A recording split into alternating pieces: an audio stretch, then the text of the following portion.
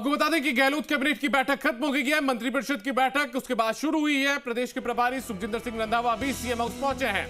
PCC chief Govind Singh Dotasra भी साथ में पहुंचे हैं। मंत्रियों से अब अनौपचारिक चर्चा होगी। महंगाई राहत कैंप पर चर्चा होगी। आगे की रणनीति पर भी मंथन किया जाएगा। कैबिनेट के बाद अब शुरू हुई मंत्रिपरिषद की बैठक और मुख्यमंत्री आवास पर चल रही है बैठक। कैबिनेट के बाद अब शुरू हुई मंत्रिपरिषद की बैठक। मुख्यमंत्री आवास पर चल रही है बैठक। सीएम अशोक गहलोत की अध्यक्षता में हो रही है बैठक। कई अहम एजेंडों पर भी चर्चा जारी। बैठक के बाद मंत्री प्रताप सिंह और ममता भूपेश देंगे फैसलों की मीडिया की जानकारी।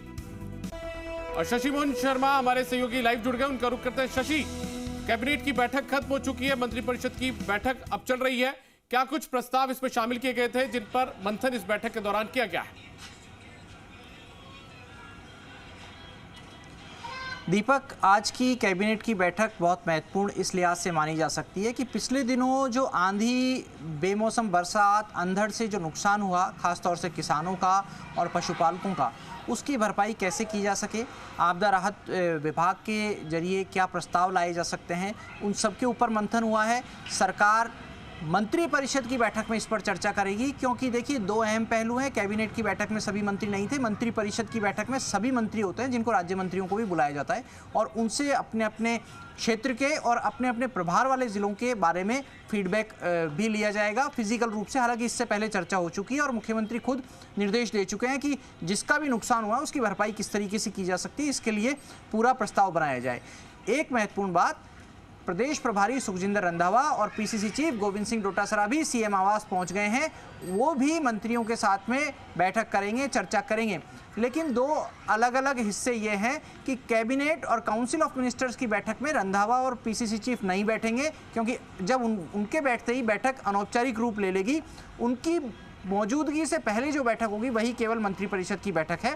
थोड़ी देर में रंधावा और डोटासरा भी इस बैठक में दाखिल हो जाएंगे, शामिल हो जाएंगे, तो वो अनौपचारिक चर्चा हो जाएगी।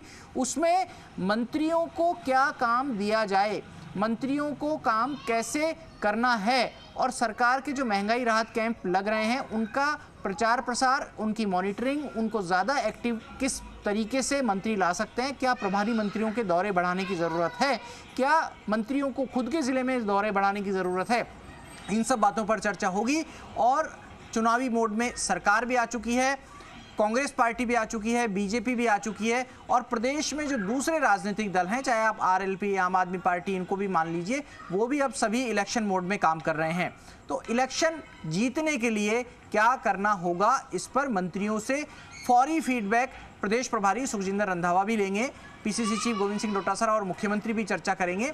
एक महत्वपूर्ण बात जो हमारे सहयोगी दीपक गोयल ने बताई है, दौसा का जो आयुर्विज्ञान कॉलेज है उसका नामकरण पंडित नवल किशोर शर्मा पर के नाम से कर दिया है। इसको कैबिनेट ने अप्रूवल दे दिया है। इसके साथ ही जो राजस्थान अभियोजन सेवा संशोधन नियम है उस पर बातचीत हुई है, उसकी अप्रूवल की अभी पुष्टि नहीं हो पाई है। साथ में कुछ समाजों को ज़मीन आवंटन का मामला था, वीर गुर्जर विकास धर्मार्थ ट्रस्ट भीलवाड़ा का छात्रावास के लिए ज़मीन आवंटन का मामला था, रैगर समाज के लिए ज़मीन आवंटन का मामला था, बीकानेर यूआईटी की तरफ से ये प्रस्ताव आया हुआ था। इन दोनों प्रस्तावों पर सहमति जता दी है।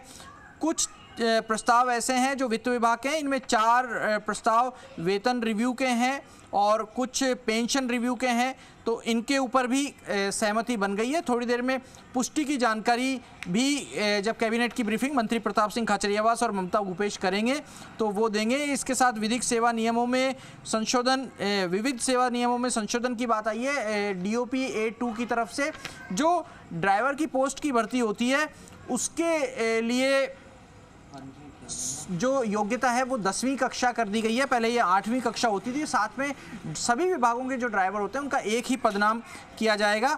एक और जो जानकारी मिल रही है कि जो जून में मई में अंधड़ आया उससे जो नुकसान हुआ उसके लिए 8.50 करोड़ रुपए का अग्रिम बजट आवंटन किया गया है। इसके ऊपर कैबिनेट की बैठक में सहमति बनी है। काउंसिल ऑफ मिनिस्टर्स की बैठक में इस पर चर्चा होगी।